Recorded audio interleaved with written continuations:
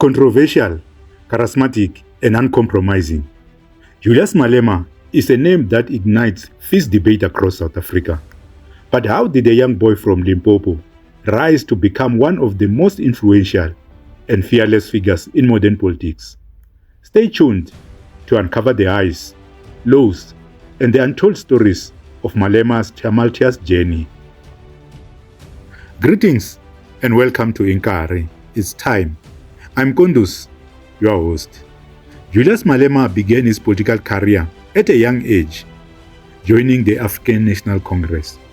But it wasn't just his early start that set him apart. His rapid rise to prominence and his bold, often controversial stance on critical issues have kept him in the headlines and on the minds of millions. How did this fearless leader navigate the treacherous waters of politics? What battles did he fight? And what controversies did he face? More importantly, what does his journey mean for South Africa's future? Let's explore the story of Julius Malema, from his humble beginnings to his current position as a powerhouse in South African politics. We can never be led by people who interfere in the affairs of the ANC Youth League. We must be able to defend the autonomy of the Youth League. Some people still even have guts to stand up today and say the Youth League must be a desk, undermining the role that the Youth League plays in this country to liberate the poor, but to continue to make the ANC relevant as a fighting force for the total liberation of our people. We will never polish the issue of land. There is no way, even if you try, comrades, leaders, there is no way you can be diplomatic about the issue of land. The leadership of the ANC must implement the Polokwane resolution. Polokwane said, willing buyer, willing seller has failed. We must find an alternative. You have not come with an alternative. We are giving you an alternative. We must take the land without payment. Malema's rise in the ANC was meteoric. At just 27, he became the president of the ANC Youth League, a position that put him in the national spotlight. His leadership was marked by bold statements and a push for radical economic transformation. But this was just the beginning. In 2013, Julius Malema's political journey took a dramatic turn. After a fallout with the ANC, he founded the Economic Freedom Fighters. The EFF quickly positioned itself as a radical alternative, advocating for policies such as land expropriation without compensation and the nationalization of key industries. Malema's fiery rhetoric and uncompromising stance resonated with many South Africans, especially those who felt marginalized by the existing system. We need our land, we need the banks, we need the mines, we need a corrupt-free South Africa, we need a well-equipped state which will in-source and do everything basic internally. So all of that are what constitute the EFF, and that is not going to change. Whether it attract 1 million, whether it attract 2 million or 3 million or 500,000, those ones will never change. And even if I'm not there, anyone that comes and want to change them will be contradicting the Bible of the EFF. Well, the EFF is a political party that was formed in 2013. It was formed by the like-minded who wanted to pursue the struggle for economic emancipation, because 1994 ushered in political freedom, and therefore there is a need to continue the struggle for economic emancipation. We are a leftist organization. We are an internationalist in outlook. We derive our lesson from Marx, Lenin, and Fanon. And we mobilize revolutionaries, workers, non-governmental organizations, workers' unions, and everybody else who subscribes to the struggle for economic emancipation. We've got 7 non-negotiable cardinal pillars in the EFF. Those pillars are non-negotiable and they are found in the founding manifesto of the EFF. So the founding manifesto is not an election manifesto. It's something that no conference can have a meeting to change. It remains for generations to come so that the future generation can appreciate what the founders had in mind when they formed the organization. The first cardinal pillar of the EFF is expropriation of land without compensation. The second is the nationalization of mines, banks, and other strategic sectors in the economy. The third is that of free and decolonized education, which must be given to our people. The fourth is the industrialization with a belief that the creation of jobs in South Africa will never be successful for as long as jobs have not been created.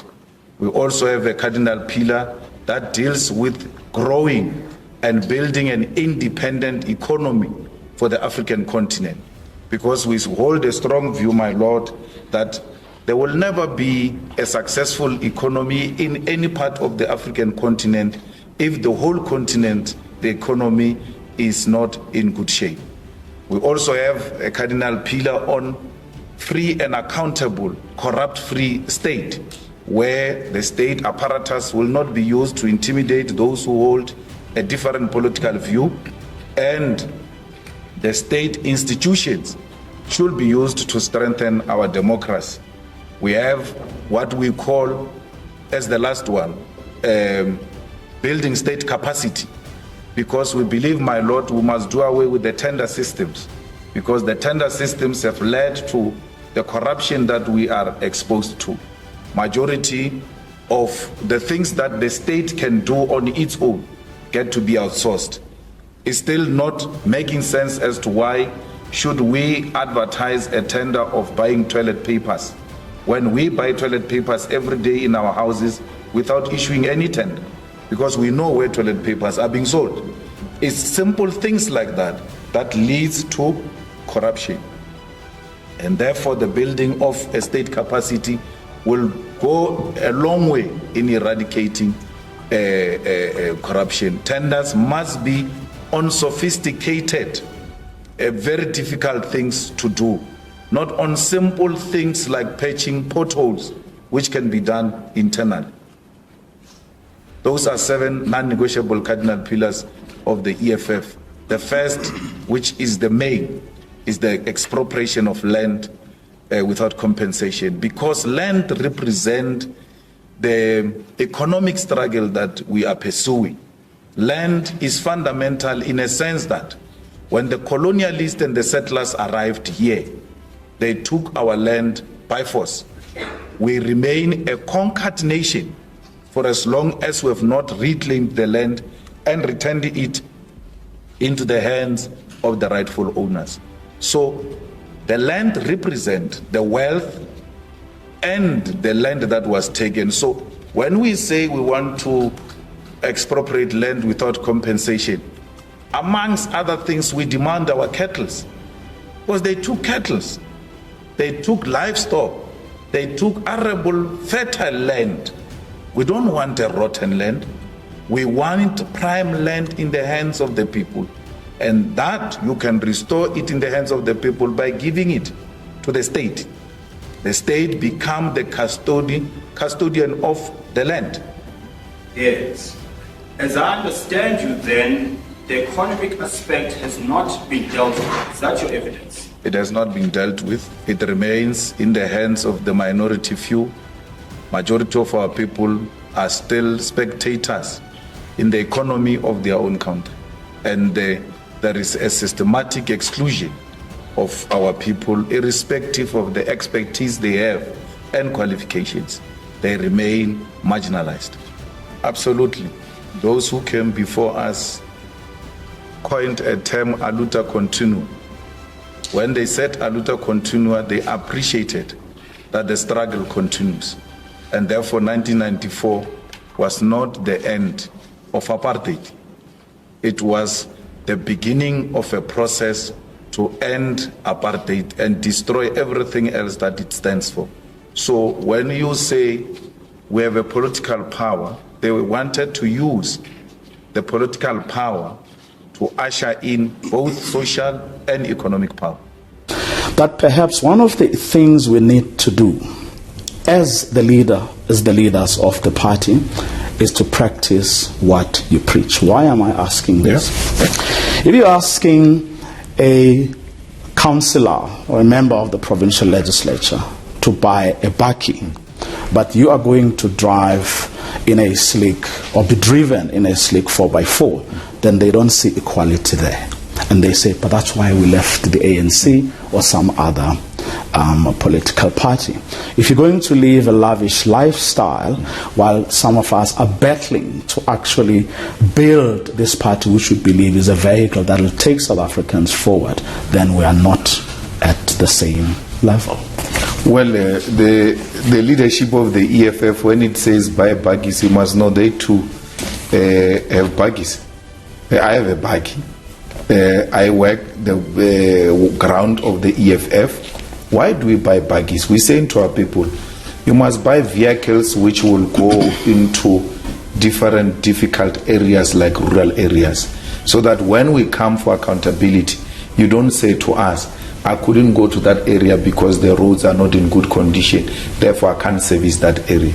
But we never said you must never get any other car, only baggies. No, you can have any car you want to have. If you are working, you want to have a Ferrari, you want to have a Rolls Royce, you can afford it, you're paying tax, you have not stolen any taxpayers' money. It's your money. We have nothing to do with people's monies. But have you met the basic requirement of the organization? Yes, fair enough. What you do with your life is none of our business. The EFF discourages display of opulence in the face of the poor masses of our people.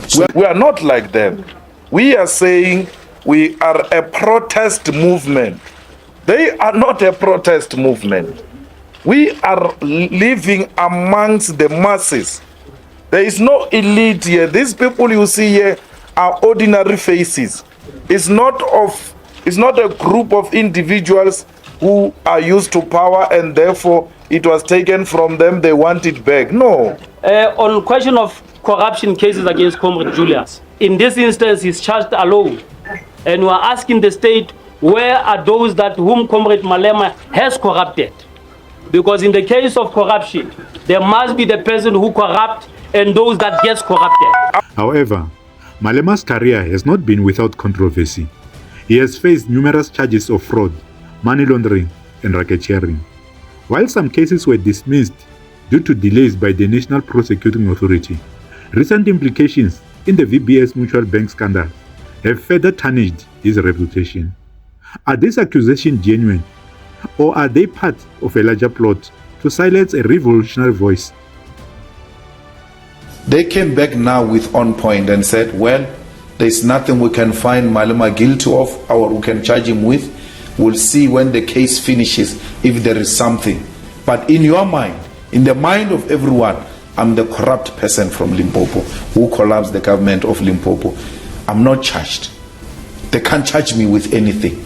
I've said to them, charge me. Well, that's what Jacob Zuma argued initially. No, but he's being he had charged. done nothing wrong. He's being charged. Long after he had said... He's being charged and he's applying permanent stay and delays. You can't compare me with him. I was charged. I went to court. They couldn't come to court. The court said, this guy has always been here. Leave him alone. They left me alone. They said, we're coming back for you. When they were supposed to come back for me, they came back and said, we're still coming back for you. Because I must go around with a dark cloud hanging over me. We're not living a lavish lifestyle.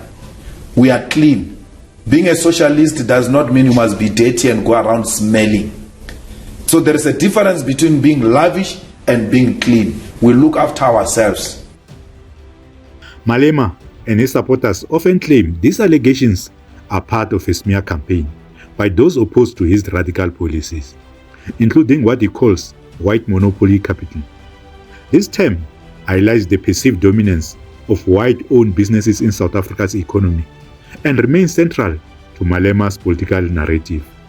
Could there be a deeper conspiracy at play, or are the allegations a reflection of a true misconduct? Yes, the epitome of white monopoly capital, the Stellenbosch mafia, is here. Thank you so much for honoring us, Mr. Rupert. Now it's Mr. Rupert. Ordinary South Africans need to engage more. We've got common goals, we've got common ideals. Everybody worries about their children. And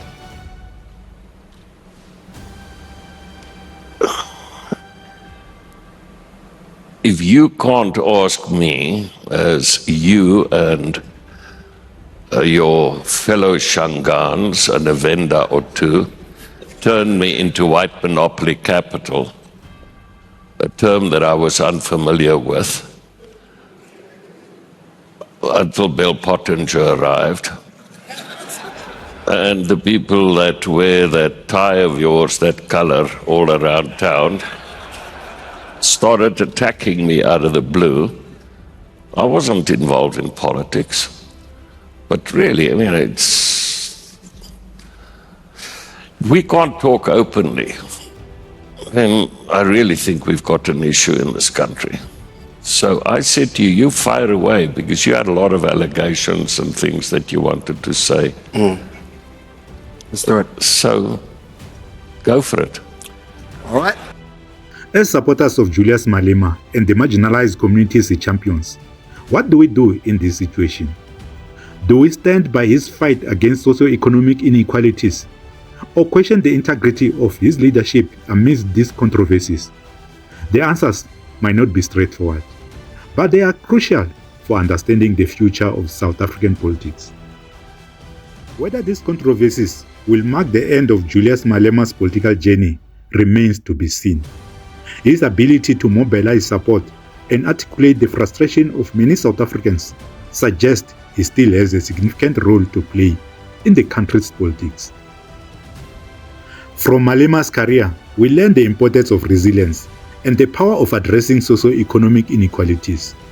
His journey underscores the impact of charismatic leadership and the complexities of navigating political landscape fraught with both genuine and perceived injustices.